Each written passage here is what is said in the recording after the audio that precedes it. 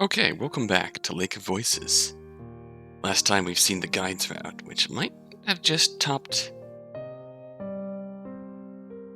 the charts here. Bamele and Margaret were the obvious choices since they were our primary traveling companions, so naturally we should focus on them, right? The guide is probably the most intriguing character, though. Out of the three, he's certainly the character with the most history in the story that we're presented. But all that's left for us is to stay with the character that we've seen briefly in passing and then later in death. That's the young man known as Lou. We see him briefly in all our normal playthroughs, and then at the end we find out that he didn't make it. And in the guide's route, interestingly, we find out that the guide knows of him and tried to turn him away. But he still came out to try the bridges. What on earth could have driven him to do that? We'll find out here. Now, I think I'm just going to skip ahead until the decision point where we can try and pick him up and see what happens from there. So, let us begin. I don't think we've actually explored the bad endings on night one, though. So if we don't pull Bamele back, it lunges at Bamele, it hits his legs and he goes down, taking me with him. We slam against the bridge, our lantern's light blinking out as it hits the wood. We're engulfed in darkness and fog, and before I can do anything, a Nyx reaches out from the edge of the bridge and clings to Bamele. It pulls hard, separating the two of us. Bamele quickly slides near the edge as the Nyx retreats. Bamele struggles to loosen the monster's long fingers from him to no avail. No! I lunge forward, but my hands only slap the surface of the bridge. I try to crawl closer, yet I can't keep up with the rapid pace of the horror playing out in front of me. Margaret rushes over to me, bathing me in her lantern's light and scaring away another Nyx at the surface's edge. The Nyx with Bamele likewise dives fully back into the black waters, dragging him completely off the side. Bamele! Oh! I scramble to the edge and Bamele is there, flailing to keep above water. Before I can even extend a hand towards him, he's violently yanked underneath. Bamele! The surface of the water grows still again in just a few seconds, as if the entire altercation didn't happen. As if Bamele hadn't just been taken. As if he'd never been here in the first place. I stare down at the void in disbelief. A clicking, cluttering sound, like the whining of cicadas, erupts around us. The Nixie are laughing. A hand grips my shoulder. The guide pulls Margaret and I back over to the center of the bridge, grabbing my lantern and holding it in front of my face. Relight it. We're moving forward. I stare at the lantern, unable to move. What happened here? It didn't happen. Not until we reach the shore. Pretend he will be there on the other side. Whatever it takes. Get up. Doesn't sound nearly as stern as he does in other places here. He's genuinely trying to console in his way, knowing that if we give in to grief now, we're all dead. I rise to my feet, barely conscious of what's happening. Margaret helps stabilize me. The guide holds out the lantern again, and this time I take it. My free hand slips into my pouch, pulling out a box of matches. I get one out and hold it up in front of my face. I can't seem to figure out what to do next. Margaret gently takes the match from my hand, relighting my lantern for me. As the light bursts to life and shines across her face, I feel like crying. The guide nods and begins forward again. Stiffly I follow, box of matches crumpling and... Margaret, now sure that I'm as okay as I can be, catches up to the guide, but remains closer to me than she did before. What happened to the other lantern? It was taken after the light went out. What conversation there was, or could have been, gets no further. It barely penetrates my mind. Margaret hovers nearby, watching me with clear worry on her face. I want to say something, I want to reassure her, but I feel like I'm barely even in my own body. Nothing feels real. I can't accept Bamile being gone. I can't accept that he's gone for good, just like that. He can't have just disappeared. The guide's words float through my mind, and it's remarkably easy to believe what he said. Bamile will be waiting for me on the other side. Maybe he'll be in the tavern when I make it back home, clapping me on the back and commending me for a job well done. He'll be laughing and drinking as he usually does, starting a fuss with the other guards. He can't just be gone. It can't just be that I won't see his face again. A dim, unusual noise penetrates the fog of my mind, and I realize Margaret is trying to talk to me. Her words sound far away, like she's speaking through a tunnel. She smiles nervously at me. I only look at her. The smile slides off her face. Instead, she stays by my side, walking forward with me. Huh? Something is pulling on my arm. Warmth penetrates my cloth armor, and the feeling grounds me slightly in my body.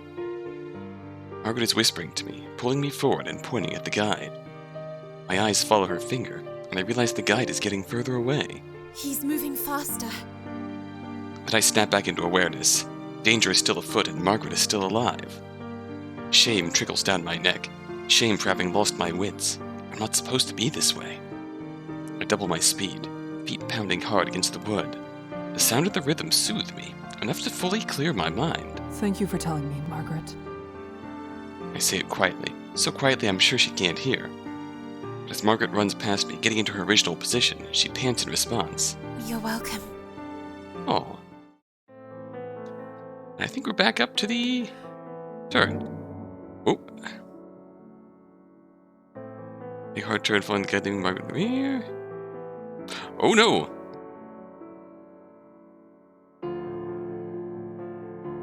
I don't want to kill Margaret. Okay, you know what? Maybe we're going with the kill everyone round. Oh no. I start running again, leaving Margaret flailing in the water behind me. I don't want to watch this. I know exactly what will happen to her now. Margaret's anguished cries pierce the night, and then the screaming stops. My legs grow weak. It isn't right, but I push myself to keep going. I try to focus on the pounding of my feet, but my brain won't cooperate. Instead, I imagine Margaret's terror as she's clawed to pieces by the Nixie. After everything, I didn't help her. We left her in the dark. As night wears on, our strength rapidly fades. How much longer will this last? People have to rest sometime. Almost as if in response to my thought, the guide abruptly halts. I skid to a stop as well, sliding on the surface of the wood. The guide stares at something slightly out of view. I step up to join him, following his gaze further down the path. Hello. There, curled in a little ball, illuminated by the lantern's light, cowers a person. Haven't we lost enough as it is? I clench my fist in exasperation, disturbance rising at the lack of concern he allows for the departed. It's as if their existence has already been wiped bare from his mind. The guide regards me piercingly. I have no intention of flinching in front of him, but there was no need to be concerned, as he almost immediately turns his eyes on the newcomer. The man is standing now, though still hunched with his arms wrapped around himself as if expecting a blow. He stares at the ground rather than at us. Because of this, I'm having trouble reading his face. What exactly happened to him? Are you well, stranger? Do you know where you are and why you're here? He glances up. Not at me, but towards me, his eyes resting somewhere near my collarbone. I'm fine. You all can go on your way. Forget you even saw me here. No. He lifts his head, wide eyes looking up at me incredulously. You need a lantern in order to ward off the Nixie. The light keeps them at bay. You may come with us. I offer you my protection. The guide interjects curtly. If he is to come, then you along with him will need to travel split off from myself. You may only walk near enough to see my lantern, not my form, and no closer. I did not agree to lead this man. Raw wrath boils up within me. Why is he being so unreasonable? He should not care if this man comes along. He's never let the presence of another person impact his own safety regardless. I turn a choked gulp into a headstrong huff. I raise my eyes to glower directly into his. I know an opponent I cannot defeat when I duel with one. That doesn't mean I can't make my disgust clear. All right. We will stay behind. I keep my voice level until the sharp bite at the end. The guide makes eye contact with the newcomer one final time before turning and advancing forward, leaving us in his dimming lantern light. As I watch him move forward, I continue to see.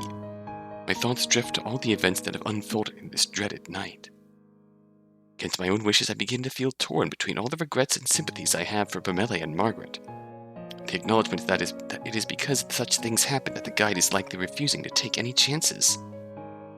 I don't understand how I'm supposed to feel or what I am meant to do anymore. My head starts to reel, leaving me with the only option there has ever been, pushing the emotions to the corners of my mind. The mission is all that matters for now. I release another bated breath and just barely shake my head. You should go after him. I widen my eyes, startled. What? There's still time. You should go after him. Staying with me isn't worth it. I study him, momentarily speechless from the madness of his suggestion. No. I'm not going to let you die out here. I'll do whatever it takes to ensure your safety. At that, the bit of power he had seems to be whisked off his shoulders like a thin cape. He shrinks back into himself, silent once more. It is a relief to have this matter fully settled. I'll be damned if I let him stroll off into a certain early end. We should start walking. That should be enough of a head start for him. What are you doing out here without the guide? Perhaps the question isn't appropriate to ask. After all, only the darkest of circumstances spurs someone to cross Sinnlos. But this situation is very strange. I might even go so far as to say it's suspicious. I know that's not fair, but I can't help it. Years spent anticipating danger has made me wary.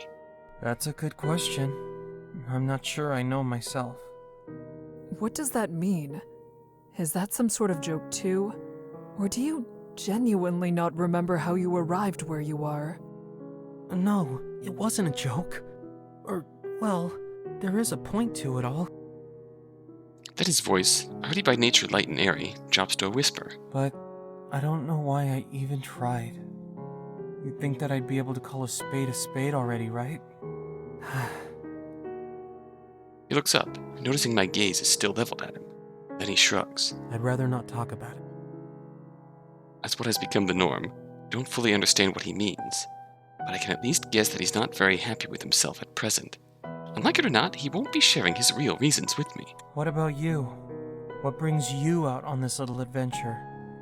People. On the other side. People who need my help. You have someone waiting on you?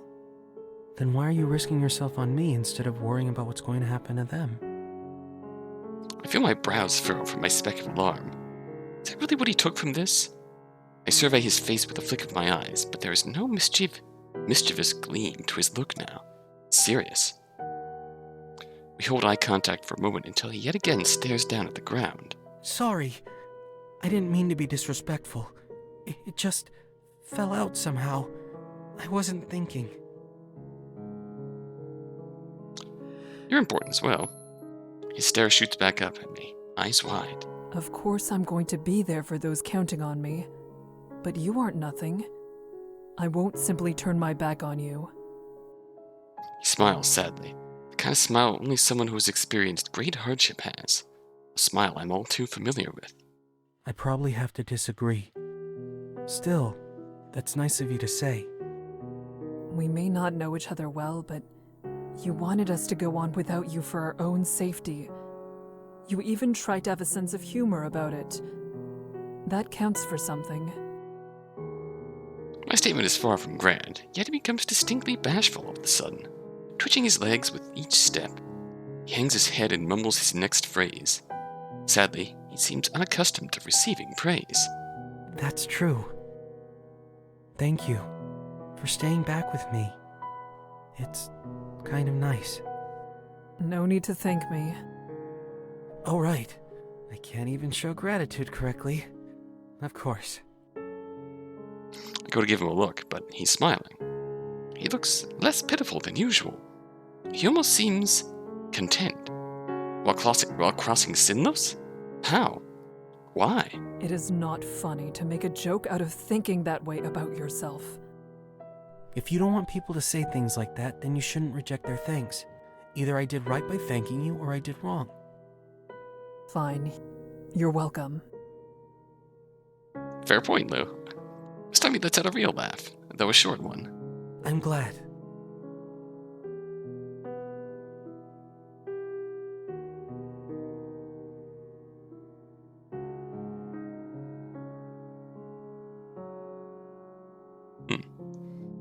He stretches his arms out in front of him and elongates his stride so he's walking a bit ahead of me. It sits wrong with me. He's relaxed and completely unguarded. He's even fine with distancing himself from the light. All the odd comments he has said so far. Then the thought strikes me. Maybe the reason he's so calm is that he doesn't care what happens to him. My heart plummets into my gut. For a time, there is relative peace in the silence between us.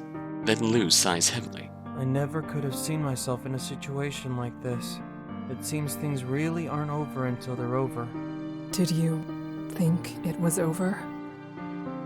He doesn't answer immediately. When he does, the reply is accompanied by him grasping himself, like he might fall apart if he lets go. Yeah, I did. That would have been the normal outcome for his situation. Alone, lightless. I shouldn't have asked. I must have let a frown slip, though, because Lou smiles a non-smile. He stretches his hand behind his neck and gives a little chuckle. Something really is wrong with me. Somehow, I feel lighter. Alright, well, maybe this is good. He's feeling better than he was, then perhaps his view of himself will improve. The whispers from the lake, which had already grown, now speak faster and clearer. The individual words are almost audible. I'd like to be able to make them out if I knew the Nyx language. For a split second, I wish I did. The light in the distance still drifts along in the same manner as it did when we first started walking, which I take to mean the path hasn't turned so far. Hopefully, that means we're still on the right path. But the light, it got brighter? It's strong enough that I have to glance away for a second, and the next time I look, the light has grown. The bridge is on fire! I grab Lou's arm without thinking. He's standing there stiff, staring at the glow, eyes dull. We're going to run. Tell with the guide's order. If we don't go now, we will never go anywhere again. Lou doesn't respond. Give his arm a small tug, and he appears to come to himself when he nods at me. Make the decision, then. But I won't let go of his arm. I don't know what will happen to him if I do. We take off, the heat growing with each step. The dankness of the bridge means that the fire is spreading slowly. Dankness? But it makes me question how it began in the first place. There is no end to how wrong this place is. It takes 20 paces before the air around us ripples, then starts folding into itself. Thick smoke pours over us, stinging us like scorpions in my eyes. I cover my mouth with my free arm to keep breathing, and soon we're at the fire itself. The bridge lurches beneath us, as if the beams supporting it are starting to give way to the thousands of flying sparks. Lou stumbles and pulls against me for support, but we keep our ground. I start pulling him through the blaze. We don't have time to gather our bearings. Who knows how long we have until the bridge collapses or is devoured by flames. We keep our pace racing across the bridges, but there's no sign of the guide anywhere. I begin to fear that we may never be able to catch up with him. I know how quickly he moves, and Lou keeps nearly falling as we make our way past the flames. Tighten my grip on him and push those thoughts out of my mind. I just need to keep moving forward. We will make it out of here. We keep down the path, the flames still gradually gnawing on the planks beneath us. The guide doesn't turn up, nor do any signs of him. We push on. We will not stop moving. Then we do. The bridge comes to a dead end of rotted out boards collapsed into the lake. For the moment, our breathing stops at once. If this was the way that led to the island, then... I flip back to face Lou, my expression unaffected. I'm not going to allow panic to sap us of judgment. Let's look for another bridge. I resolutely began retracing our path. He follows without protest. Our progression is silent except for our footfalls and the snapping of soggy wood attempting to burn. We frequently have to step over smoldering sections trying to come alight. At one point, we even have to walk one at a time, sideways, to avoid a wildly flickering small fire billowing out black smoke. Just as my spirit is beginning to dim, I come across different directions to take. Among all the forks, there are only 2 that aren't collapsed or too consumed by fire to risk following. Lou's gaze is flickering down either path. There's a palpable sense of anxiety coming from him. I don't know. I don't know which way.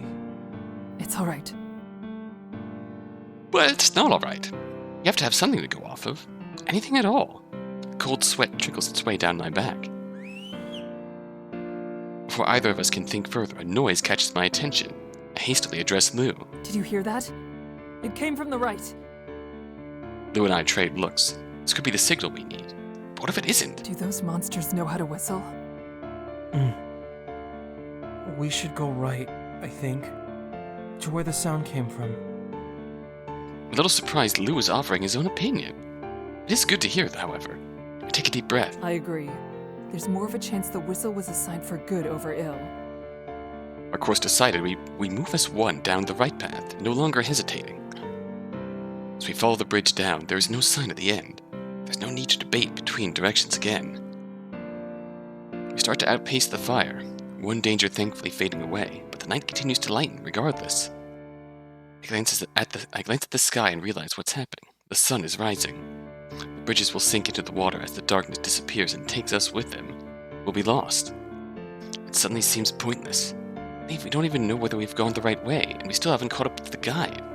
We can't outswim the Nixie, and we can't outrun the dawn. We're going to run out of time. Yet we keep moving forward. Finally, our perseverance is rewarded. The silhouette of an island arises in the distance. The island grows rapidly larger, and soon the scents of earth and trees reach us. In spite of all the horrors of this night, a dock emerges from the fog before us, welcoming us to safety. We reach the shore. I don't believe it until I've stepped off the wood and my boot sinks into the sand. I walked further inland like a corpse, my sole instinct to flee from the waterline. My hazy eyes sing. Okay, even though we're jumping back and forth in timelines here, we're only doing this because my computer's apparently deciding it doesn't want to cooperate with me, and it's gonna blow up OBS and stop my recording every 10 minutes or so. So, let's at least protect Margaret this time. At least Margaret is still here. I can still protect her. I won't lose someone else. Alright, so the guide stares at something slightly out of view. I step up to join him, following his gaze further down the path. We are going to stay with Lou this time. Margaret is staring at the man with something like fear. She's uneasy, but she doesn't voice her concerns. I'm trying to think of some kind of compromise where the guide speaks again, his voice cutting. If the man comes, then whoever is shielding him will have to remain at a distance from the rest of the group. Far enough that you can't see me, just my light. That is how you will travel across the bridges. Margaret and I frantically share more looks between each other, trying to communicate without words. Neither of us have a desire to speak and be the first to make a choice.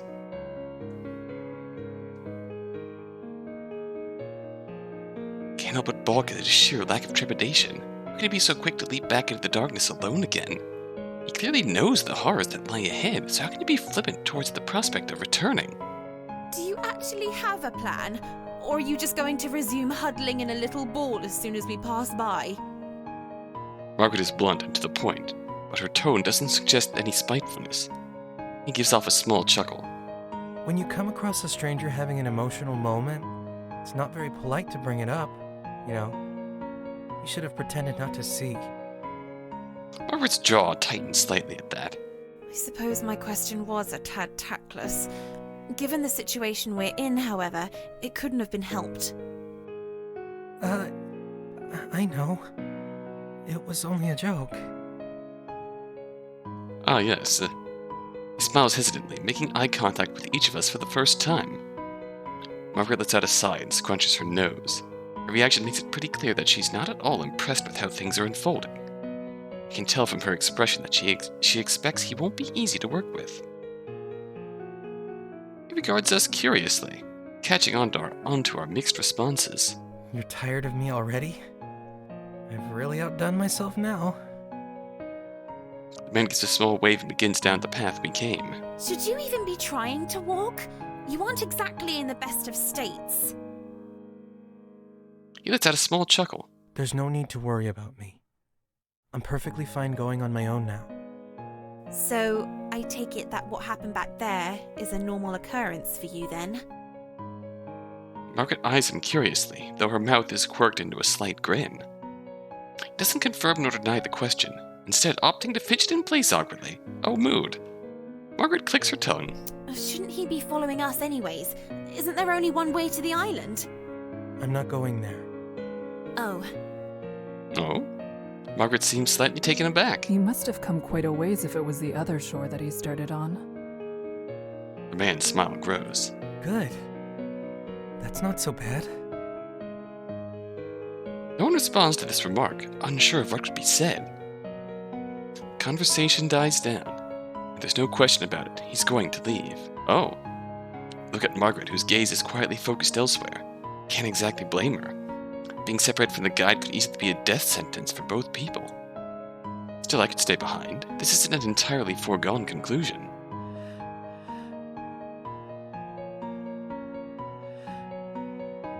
Stop him. I straighten my arm out like a rod, blocking his progress past me.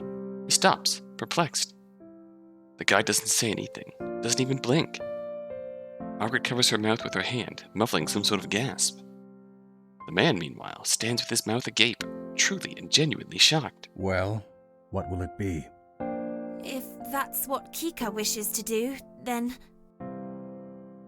The guide doesn't acknowledge that. He stares at the stranger. The man shakes under the attention. No, really. I could just go on my own. It's fine. I step closer to him, lending the support he seems to desperately need. You do not need to go this alone. I will protect you. The man stares at me, return his gaze, willing him to see my certainty. There need be no more blood spilled tonight. Slowly the fear melts off his face, replaced with something like resignation. Then he drops his gaze to the floor. Oh, okay. All right. I grasp his shoulder and turn to the rest of the group. You should get a head start, correct? You'll have to put some distance between us. No! No, we don't have to do that! Yes, we do, says the guy. Yes, we do. Unnervingly, there's a hint of an emotion in the guide's usually empty voice. Anger. He starts to walk, not waiting for a reply. Margaret grits her teeth, eyes filling with tears, face flushed. She mumbles something in a small voice, something I'm just near enough to hear. Why am I always so powerless? I'm sorry, Margaret. Stephen catches me somewhat off guard. Margaret? Powerless? She's not a mercenary, to be sure, but she seems so certain of herself. Then again, I don't know the reasons she needs to cross the lake. Before I can decide whether I should respond, the tears fade from her eyes. Margaret takes a deep breath. Please be careful. Absolutely, dear. Watch out for yourself, too. Not just for everyone else. I will. The guide's figure disappears with only his lantern to lead the way. Margaret is finally forced to leave us behind and catch up with him. I watch her disappear into the fog. Odd feeling in the pit of my stomach. I cannot recall the last time I had difficulty seeing someone leave. You should go after them. And here we go. You don't need to do this. What? I'd rather know you returned to them safe, and that you all had a chance to make it back together. The way they acted, having to go on without you, no one would feel that way for me. I'm not worth it. That's not... I stop, unable to say the last word. Can I claim that he's wrong? This is the one thing he had seemed so sure of. I do not know him. Empty platitudes may be worse than nothing at all. He smirks at my mumbling reply. I'm caught off guard by the change. With only that it seems he's in his element. It's true. Ah yes, the old standby, self-depreciating humor. I relate to that a bit too much myself. He continues to grin, more so to himself than me. You lot certainly made a scene, huh? That's nice. Being loved and all. He clarifies after I must have given an undesired reaction to the statement. I am so disconnected with myself. I'm unsure if the surprise appeared on my face, or if it was a lack of emotion that put him off. I don't know exactly what kind of love it is you share, but there has to be a bond in that group of yours. He laughs, and then speaks quietly. It doesn't matter. I can still try for the other shore. Go.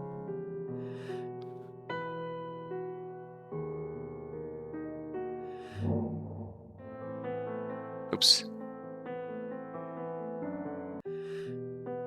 I will stay. My certainty shocks him. I can tell immediately he has returned to his meeker self. Man starts to speak again, but I interrupt. We should start walking. That should be enough of a head start for them. He hesitates a moment, but ultimately begins walking at my side. I'm relieved. I can never be quite sure what will come from this one. We move in silence. Man doesn't seem to want to speak anymore, but he keeps glancing at me, as if expecting something. Somehow his odd behavior is comforting rather than disconcerting. Perhaps it's because he's more nervous about all this than I am. It's putting me at ease, making me feel more capable. This is definitely different from the solo route. I shouldn't allow myself to get comfortable, however. We're in a more dangerous position than ever.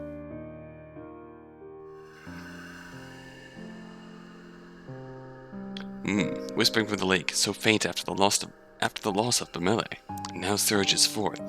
It grows nigh unbearable. The creatures teeming below the surface. I dare not speculate on what has them so excited. Have you a name? The man chuckles dryly. Barely. I don't really know what I am to take from that. This time his laugh is more of a bark, quickly out and swallowed back up. Then he frowns. Lou. Only 2 letters. So barely. See, this time he actually introduced himself. We don't just get his name. I see. What are you doing out here without the guide? Perhaps the question isn't appropriate to ask. After all, only the darkest of circumstances spurs someone to cross Sinnlos. This situation is very strange. Might even go so far as to say it's suspicious. I know that's not fair, but I can't help it. Years spent anticipating danger have made me wary. That's a good question. I'm not sure I know myself. What does that mean? Is that some sort of joke too? Or do you genuinely not remember how you arrived where you are? Okay, we've seen No, this. it wasn't a joke. Or, well, there is a point to it all. We'll still listen to the dialogue. But I don't know why I even tried. You'd think that I'd be able to call a spade already, right? I'd rather not talk about it. What about you? What brings you out on this little adventure? People. On the other side. People who need my help. You have someone waiting on you? Then why are you risking yourself on me instead of worrying about what's going to happen to them?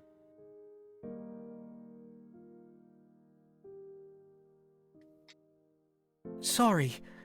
I didn't mean to be disrespectful. It just fell out somehow. I wasn't thinking.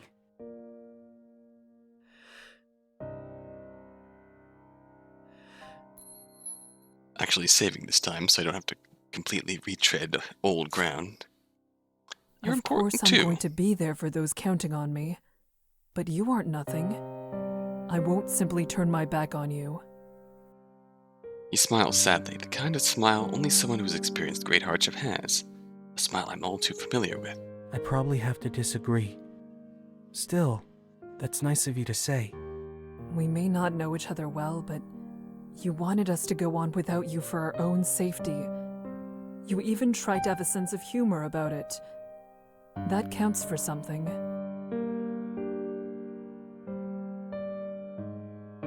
That's true. Thank you for staying back with me. It's kind of nice. No need to thank me. Oh, right.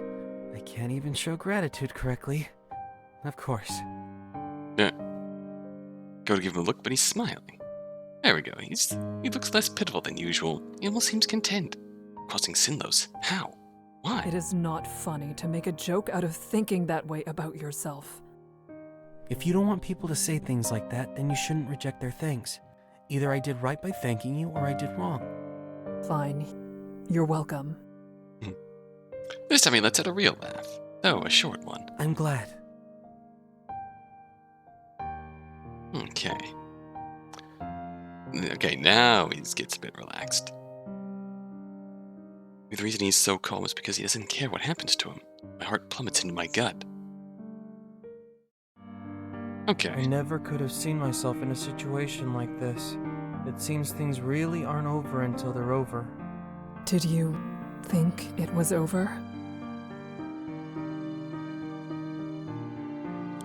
Yeah, I did. Ah. That would have indeed been the normal outcome for the situation.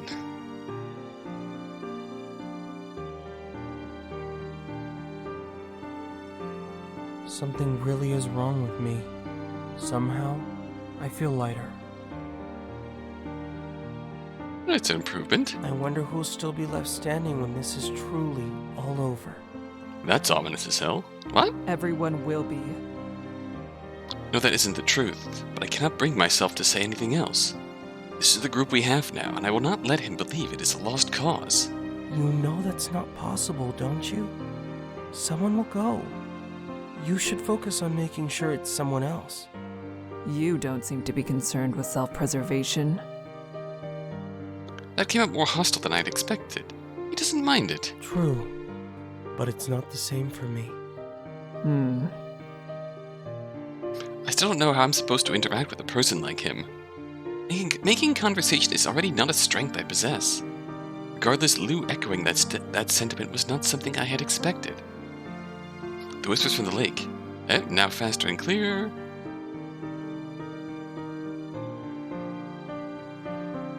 It got brighter. Time to run. We're going to run.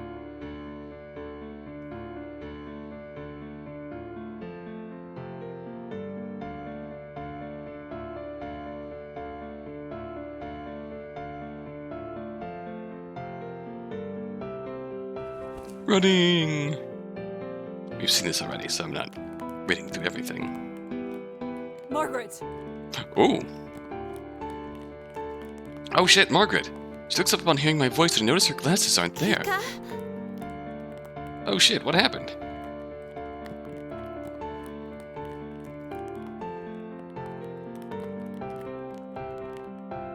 Margaret on the ground. Yes, I'm here. And so is Lou. She seems relieved to hear my voice as she gazes in our direction. I grasp her shoulders when I reach her side. There's still not a glint on what she's lost. You need to get up, Margaret. It's not safe. They aren't here anymore.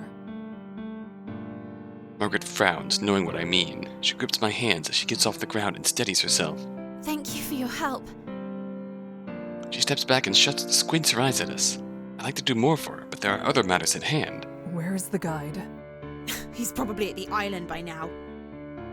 She scoffs her reply. My glasses fell off when the bridges shook.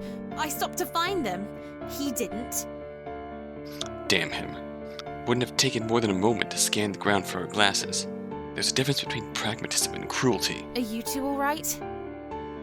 Margaret's question snaps me out of my thoughts. Yes, we're both fine.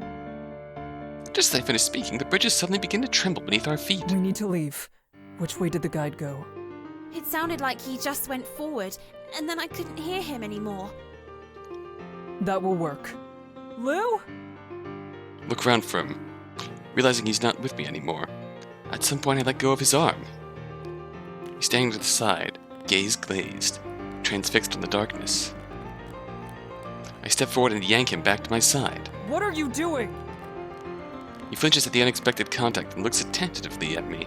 He doesn't offer an explanation. I'm sorry. It is all he ever says. I let go of him. Both of you stay close. We are not going to separate again. We keep down the path, the flames still gradually gnawing on the planks behind us. The guide doesn't turn up, nor do any signs of him. We push on. We will not stop moving. Then we do. Oh shit. Let's look for another bridge. Resolutely begin retracing our path, and the others follow.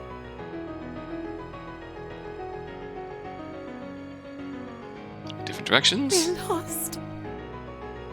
Her voice is scarcely more than a whisper, barely make it out over the sound of the crackling flames and splintering wood. Lou's gaze is flicking down either path. I don't know. I don't know which way. It's all right. But it's not alright. Whistle? Did you hear that? It sounded like a whistle. It came from the right. Here we go. Do those monsters know? Oops, I sorry. assume not, but We should go right, I think. To where the sound came from. A little surprised Lou is offering his own opinion. It's good to hear, however. Take a deep I breath. agree. There's more of a chance the whistle was a sign for good over ill. And let's go. No sign at the end. No need to debate between directions again. Let's go. Sun is rising.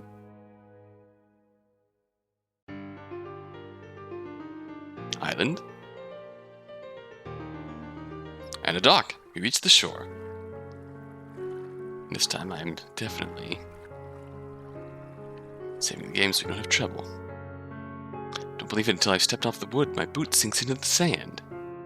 I walk further inland like a corpse, my sole instinct to flee from the waterline. My hazy eyes single in on something ahead. The guide stands at an outcropping in the distance, watching like a sentinel. He doesn't even come to greet us. I stare at him for a moment, not even able to feel alarmed by my own lack of feelings about the situation. He uses his staff to gesture to the forest behind him before disappearing between the trees. I can only assume he must be asking me to follow. The guide takes us further inland, more towards the center. There's a view of the coastline from here, but we're also partially obscured by a few trees. It's time to sleep. No one has the energy to argue with him at the moment. I find a place as comfortable as one could ask for in a location like this, next to one of the trees further out, and lay down, trying to block out my thoughts. For once, exhaustion is my ally, and I slip off into sleep. My eyes slowly blink open and then readjust to the brightness, what little there is. The sun is obscured by a thick layer of fog, making it impossible to estimate the time of day. I prop up my elbows and push myself up. The ground is hard and rocky, but that isn't the only reason I'm eager to get to my feet. I check my surroundings. The harsh, cranky earth of the island is interlaced with twisting vines and gnarled branches. Beside me, Margaret and Lou are still fast asleep. The guide, however, is nowhere to be seen. I realize that I don't recall seeing him lay down with everyone. It's likely he left us hours ago. There's a creeping silence here. Can't help but shudder at the hollow, aching feeling inside of me. It refuses to relent. I shift my weight back and forth, unsure of what to do with myself. Memories of last night's harrowing journey flicker through my mind. Notice the others begin to stir. Margaret accidentally knocks Lou as she gets up, awakening him as well. My mouth opens, then shuts, and after a moment of fumbling, a word finally escapes. Hello. hello to you. Margaret greets me as she rubs her eyes. It seems to be due to trouble adjusting to not having her glasses rather than grogginess. Behind her, Lou remains on the ground. We should eat something soon. I don't trust what is on this island, so I'll have to split my supplies with Lou. I admit, for a trip of this length, I could only manage to carry the minimum, so I don't have much to share. However, you shouldn't be the only one who gives something up. Don't worry about me. I'm fine. I'm not hungry. Lou's back is turned against us. He still hasn't gotten up out of the dirt. You won't make it very far if you don't have something to eat. We're your parents now, Lou. Margaret and Kika, we're adopting you. Lou buries his head deeper into his knees as he curls into a tighter ball. No thanks. I wonder when the last time he ate even was. Considering where we found him, he could have been out over Sinnlos for more than a day. Yet, he has nothing with him. I'm concerned about that as well. but I know it can be difficult to force yourself to eat after something traumatic, and I'm afraid I'm not very skilled at encouraging others. Fair. There's a stinging sensation inside of me. That was not something I ever needed to do because he was there. Margaret and I both frown. A distinct rustling of the leaves around catches my attention. The guide appears, emerging from the thicket. Margaret seems to be a little uncomfortable at his return. Lou doesn't notice. The guide nears us and begins to speak. The Nixie will not tread on land in daylight. However, being near the shoreline is still dangerous. If you leave the center of the island, remain cautious. Before the sun sets, I will be in this area. It would be wise to meet me here before nightfall. And just what needs to be done over in those woods that cannot be done in the brush here with the rest of us?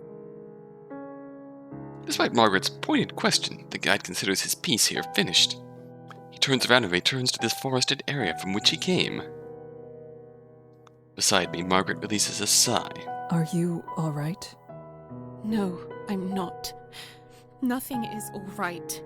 It will never get any better. Margaret sucks in a breath as she starts to get emotional. Before it can spill out of her, she turns on her heels and walks off in a direction different from the guide's. I don't try to stop her. Lou meekly calls to me. I turn around to face him, though I don't speak.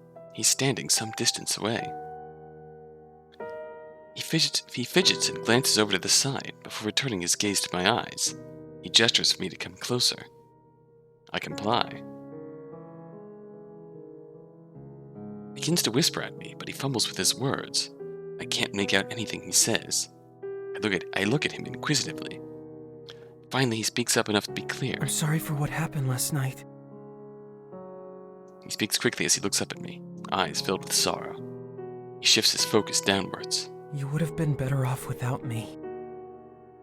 Do you mean when I had to stay behind? Yes, you and your friend were almost completely abandoned. You got caught up in the fire, and it was a disaster. We made it out all right. It's all right. Nothing happened in the end. Besides, it isn't your fault that things turned out this way. It was closer to being my fault than anyone else's. I wasn't supposed to be here, and all I did was get in the way. The guide was right about me. I knew from the beginning that it would be like this too.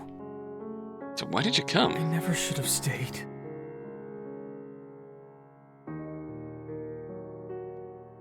Finishing his thought, he sniffles as he turns away. Suddenly, I feel a strong surge of emotions rip through me. Everything is falling apart, and I do not have the power to change this.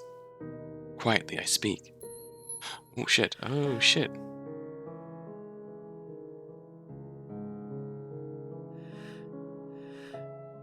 Lou, wait. Lou stops moving. He doesn't turn to face me. I hesitate as well, also unsure of how to proceed. Would you be willing to speak with me? He turns around to face me, and his eyes are brimming with tears. He smiles slightly. I could do that. Good. I find the will to smile lightly back at him. Lou walks closer to me, then pauses. After watching me for a moment, he turns his eyes to the ground, waiting for me to do something. I just stare at him, unsure. Good talk. After brief silence, I finally sigh. Lou, can I ask you a difficult question? He flinches. I don't think I'm the person you want to ask difficult questions. No one else can answer this one. It's about you. Oh, in that case, I'm really not the kind of person to give good answers. Fair, but by his tone, it seems like he's trying to make light of the situation. But to me, it still just sounds sad. I understand. He squeezes his eyes shut and gives no reply. Despite being clearly frustrated, it doesn't look like it's me he's upset with. Soon he reopens his eyes, looking directly at me. You can ask me anything. I'll try to answer.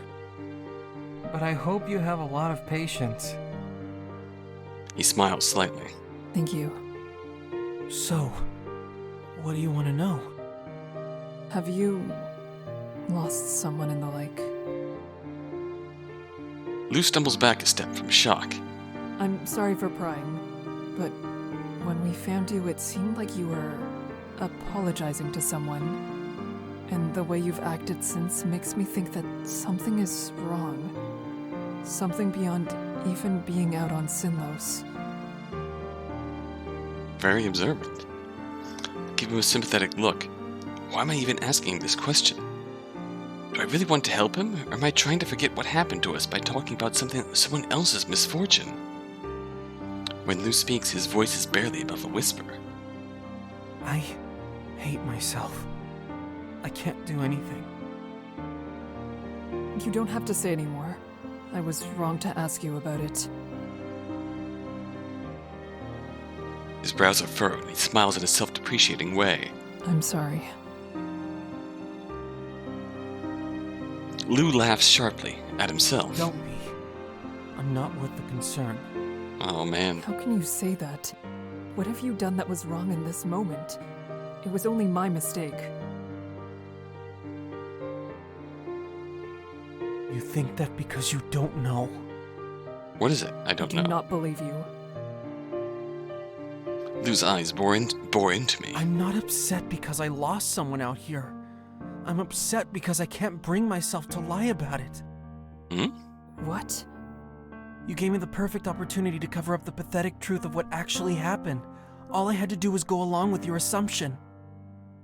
But when you're so direct, I can't keep my thoughts hidden. I'm too afraid of making a mistake and having the lie uncovered somehow. He stares back at the ground and sighs. Why do I have to be so terrible at this? Bewilderment rings through my mind, one ear to the other. His words stir all sorts of baffling, jumbled emotions in me that battle it out for supremacy as I gawk. Lou is... I don't know. Is dealing with some shit? Is having a bad time, TM? Without looking up, Lou shakes his head. See? You shouldn't waste your sympathies on someone like me. You should have left me to die. Chugging a venti depressi. Like a shot, my anger flares up. Pull yourself together. I didn't leave you behind before, and I'm not going to do so now. The best thing you can do to help is put those kinds of thoughts in the back of your mind. Or what? I won't make it to the other side? You've clearly come to terms with not making it to the other side. Lou laughs bitterly, his smile almost cruel. Like he's... obviously... suicidal. In that, horribly depressed, guilt-ridden way of, I want to die, but I don't want my death to hurt anyone else around me. If I thought joining you was a way to stay alive, I would have acted much differently. The only reason I came along is because I thought it might be nice to not die alone and forgotten. My words sputter and die on my tongue. Lou continues his speech, ignoring my reaction. The guide really did know what he was saying before. I asked him if I could go out on the bridges in the past. He told me not to. Said I couldn't handle it. I'm not sorry for ignoring the warning. This was something I had to do. This was my only chance to prove I'm not worthless, or to finally accept that I was once and for all. And we know what the truth is. Huh. Stop. I can no longer keep idly listening to him speak. It doesn't have to be this way. You said yourself that it isn't over until it's completely over. There's still a possibility that... No, there isn't. My blood pounds in my veins. Instinctively, I place both my hands on his tightly wrapped upper arms. I don't know what has happened to you, but if there's something you need to do, you can try again tomorrow night. You don't need to give up. You have value. Lou closes his eyes again and smiles to himself. I maintain my grip on him, waiting for his response. All right. I'll try to stay alive if you'll do something for me. What is it? Don't put yourself in danger for my sake anymore. I fingers curl harder around his thin arms, wishing I could argue further. But I don't know what's going on in his head. I might push him back into giving up. I don't have the luxury of trying to reach him a second time. I release him and take a step back. Fine. I'll accept those terms. Good. Now you might survive. You need to survive too. He laughs. It goes without saying. Lou smiles teasingly. His attitude is still difficult for me to grasp. I attempt to smile in return. It's like flashes of his true personality through all his self-depreciating pain. Like this is his true personality. Charming, real joker. Well, obviously we're going to be nice to him in return. Thank I you. know you don't want anything to happen to anyone else. That is admirable. Lou says nothing. However, I do feel my words reached him. I wish he would let me help him. I cannot find the way to do so. I can only trust that he will do his best to take care of himself now. It's better than him planning to let it end. I sigh wearily, and yet somehow feel as though my resolve has been strengthened. At least for now. I'm going to head out. I want to see how everything is on the island. I'll make it easier by coming along. Then you won't ever have to check on me. This time I am able to smile easily. That would be good. Happy to help. He readily moves beside me, and together we move out. Lou and I head through the wooded part of the island. There isn't anything that could be called a path, but we managed to pick our way through the bush quite well. But let's catch the guide. Margaret in a jagged clearing. Margaret begrudgingly lifts her head as we approach, enabling me to see that her face is damp and tear-stained, while her eyes are red and puffy. She's been crying. I shift between my feet uncomfortably. Is something the matter? Margaret's glance moves to Lou. She laughs without humor. Are you keeping an eye on the rest of us to make sure we don't get into trouble? That's not it. Anything could happen, so it is good to stay alert even in daylight. Lou is here because he was also concerned. Well, that's nice. She speaks somewhat curtly, but at least she no longer seems as depressed. Does this mean you don't have something to say? Margaret shakes her head. I'm happy to report that everything's in order on this front. I'm glad. Of course I cannot fully believe that. Margaret isn't saying what's actually on her mind, but I have no way to truly reach her. I feel like Bamele was the heart of the group, who could reach anyone Is that everything? and pull them back. I suppose it is. My words come out slowly and hesitantly, as though she might change her mind if I bide my time. I want to do more, but I can't think of what else I could do for her. Then goodbye. If you need anything, we will be close by. Yes, thank you. I'm sure I'll see you soon. Her response is sincere. It's enough to ease some of my worry. I smile, though weakly. I leave her be and head off on her own. It's good to know the others are well. We have nothing to do with our time now. Even I can't ignore the wistful tone in my voice. Something is tugging at my heart, trying to tear a piece away. Lou seems uncomfortable with my lowering mood. He stares out in the woods, rather than at me. I think I'll go to the shore. His words snap me back hard to hard reality. What? Why? I saw something earlier that I'd like to check out. The shoreline is dangerous. Whatever you saw could not be worth the risk. Lou actually laughs, a sudden sound that's as close to snickering as it is to sputtering. Watching a Nyx drag itself across the shore in the middle of the day would be worth the danger, in my opinion. I give him a humorless, reprimanding look. I feel vaguely like I have used this face to dissuade pets and young children from behaving poorly in the past. I was only joking. Fair enough. Thankfully, it seems to work on grown men as well. I hope he is telling the truth. For someone so nervous, he can be quite reckless. I'm still going, though. Don't worry. I'll be careful. We talked about this. He gives me a self-effacing, lopsided smile. You said you didn't want to make me watch out for you. I'll be back soon. You won't even notice. Are you sure about that? I sigh. Part of me wants to keep lecturing him on how serious this is. I just want him to be safe, but I fear I don't have the words to convey that without making the situation worse. Fine.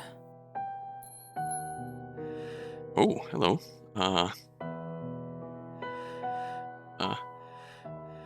I don't know what'll be best. I'll come. Lou brightens. Of course you can come. I'd enjoy that. I won't bug Margaret. I get the feeling he was hoping I would say that. It's not as though I don't want to be around him. Farthest thing from it. It's the activity itself that's the problem. Despite my reservations, we head to the beach. Lou strides easily across the sand, his bare feet sinking down into the loose grains as he stretches his arms contently. It is so much nicer out here. I make sure to stay close behind him, just in case. I would not want him to go off on his own. Lou notices my position odd with the corner of his eye. He isn't so distracted that he's forgotten I'm here, it seems. He takes a wide step back so we are side by side instead. I can't help but be surprised by his assertiveness, and it makes me grin nervously. You know what I mean, right? Yes. The shore has its positives. I find it hard to navigate the loose sand in my boots, but Lou has little trouble here. There are only a few ragged bandages wrapped around his bare feet. I have to wonder how he's been faring thus far. Forest floor is rock hard and full of thorns. I clandestinely check for any signs of bleeding. Thankfully, there are no traces of it. Good. It also does not escape me that losing one's shoes is an uncommon occurrence. They must have been stolen, or he did not have any to begin with. Between my swirling thoughts and Lou's quiet self-assurance, we have walked in silence for a bit. This should be a good chance to ask questions about his life, where he comes from, what he does for work, if he has any other family. However, I cannot help but assume he would shrink away from such attention. Lou catches my gaze and inclines his head, a whisper of a smirk on his lips. Is there anything on your mind? Something you'd like to ask me, maybe? Oh, Yes, I'm surprised you brought attention to it. Lou snickers in a self-aware sort of way. When you're as suspicious as I am, it's pretty easy to guess that people will have questions. Fair enough. I smile faintly. His openness is certainly appreciated, but the look fades as quickly as it appeared. I turn away. I think I've asked you enough questions. Lou's expression sinks into melancholy. He holds my eyes in his own, tightly locked and refusing to let go. Then he speaks, unbidden. I've done odd jobs most of my life. The only title you could say I've had is messenger boy. He hangs his head in embarrassment over his achievements and begins to drift further away. That is nothing to be ashamed of. Information is meaningless if it is not with those who can use it. There are far less honorable ways of making a living in this world. That's true. I can think of some too. Some that I've done. Rough times can put people in rough positions. His words are mumbled, so it takes a moment for them to sink in. I'm not sure what to say, so I settle on closing some of the distance between us in an attempt to console him. Admittedly, I expected as much. His jitteriness and defensive posture are typical of a petty criminal. I imagine he's had a tough life. The warmth between us melts the dark mood that was beginning to form. A teasingly crooked smile blooms on Lou's face as he relaxes again. Thank you. I didn't say anything. That's what I'm grateful for. At that, I'm able to chuckle and give a bent grin in return. It is no trouble. Lou turns his head away bashfully and lifts his hand, steadily inching it towards me. My pulse starts to race. He lets it drop before he touches me. It is a relief, as well as a disappointment. Once again, silence falls between us. Suddenly, Lou begins running forwards. There is nothing ahead of us. I'm completely caught off guard and left momentarily dumbfounded. I shout after him to come back, concern rising in my chest. He keeps up his pace, but turns his head back to look at me, almost as if he's enjoying this. Oh. My son. What is that? After a short sprint, he comes to a stop. As I reach him, he bends down and carefully picks something up off the sand. It's a strange, beautiful shell. Isn't it amazing? I wonder if other lakes have shells like this. I'm not able to stop myself from sighing. I don't know. Is that what you were expecting to find? It is. I like shells. Aw, The world is so dreary. Any flowers that bloom will wither and die in days without attention. I can't find a way to appreciate such fleeting things. It's only sad. as he speaks, his voice descends into despair. Drooping so low I almost don't make out what he says. I cannot think why this shell is impacting him so profoundly, but I want to comfort him somehow, regardless of it. Of if I can fully comprehend him. Shells are beautiful and they can persevere. That is something I respect. It is good you were able to find what you were searching for. I think so too. He lets himself remain lost in his moment for a second longer, and gently offers his meaningful shell to me. Why don't you keep it? It can be a reminder of me. I have no idea on what to say. Those words seem so harmless, yet foreboding. Despite my silence, he continues to hold the shell out for me to take. Cautiously, I reach up to accept the gift, afraid that a wrong move could somehow hurt the shell or even him. When I have it, Lou places both his hands over my hand and the shell. Thank you for coming with me. He continues to make it difficult to speak. It takes some effort to hide the bashfulness in my voice. It was no trouble, Lou. Really. Thank you for this. However, even if you didn't give it to me, I would not forget you. He looks happier than I have ever seen as he presses my hands more tightly. I'm so glad I met you. Aw, Likewise. I'm happy we crossed paths. I hope that will never change. If you think of me from time to time, it would make this all worthwhile. oh, well. Of course I'm glad. Even if it is a more generous view of this than I would give, I relish in his statement. Lou is finally showing some optimism towards life. I still am unsure why Lou came here to begin with. It eases my mind to think that he may not have to regret the choice. Lou pulls away, locking a door I barely peeked inside. We can head back to the forest now. Right. That is for the best since we still need to rest before sundown. We will take the smoothest route back to the clearing. Do I look so fragile? I'm not impressed with his attempt at humor, and look squarely at him as I speak, my voice completely deadpan. Anyone would have trouble with no shoes. I figured someone like you would say I needed to toughen up. I shake my head fondly.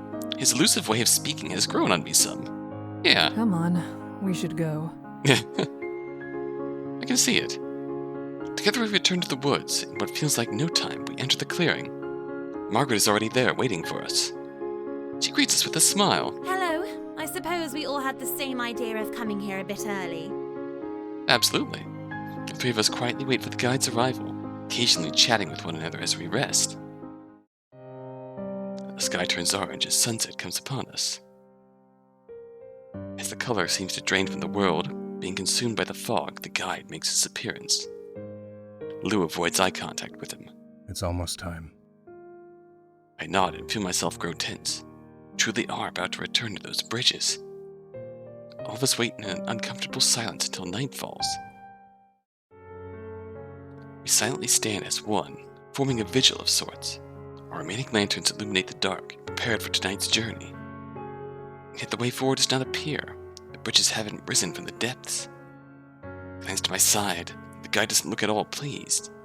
Corners of his mouth have a harsh bent, as he briefly loses himself to heavy thoughts. This is not ideal. We must go to the shore. Doesn't offer an explanation for why. Instead, he goes on without us. I follow after the guide, my forehead creasing with swelling worry. Behind me, I hear Margaret's and Lou's unsure footsteps. Blech. The four of us press onto the shore. Dark waters lap the edges of the sand. As expected, the maze is still hidden beneath the surface.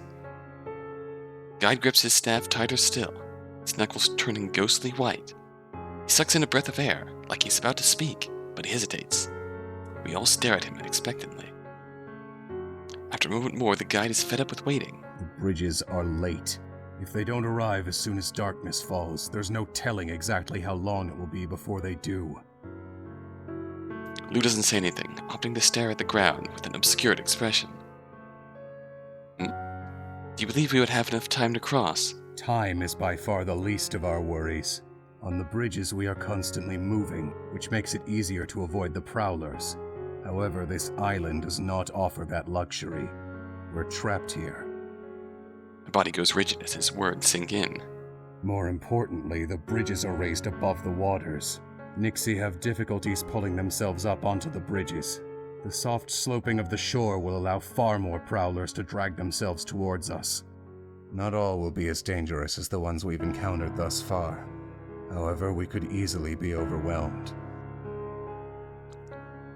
A pit forms deep in my stomach. I stare at him aghast. I had no idea the situation was that dire. I glance from the waterline to the trees. What I'm looking for, I don't know. A sign of what might be to come, perhaps. Margaret moves into the discussion. Her mood is rapidly declining as well. Then what should we do? We shouldn't stay on the shore if the monsters could be coming towards us at any moment. The guide closes his eyes and suddenly looks very worn down. Staying in the center of the island is the safest option. However, there's the risk that we may not be able to reach the bridges when they do rise. Prowlers could have taken full control of the shore by then. Remaining here with our lanterns will ensure the prowlers cannot move freely. My brows involuntarily knit together. I don't like the sound of taking additional risks in an area that is already so dangerous, but our options are thin. I will not be kept on this island for another day, so the shore is where I will be. You may wait at the edge of the forest, or even at the center of the island if you fear being attacked. If the prowlers come between us and you fail to make it to the bridges, I will leave you behind. The guide has made his decision, and we must make ours. We will do that. Next time. We made it partway. We've seen the first half of Lou's journey. Next time, our second day on the bridges. As many possible endings of this route as we can find. Until next time, until then, thanks for watching.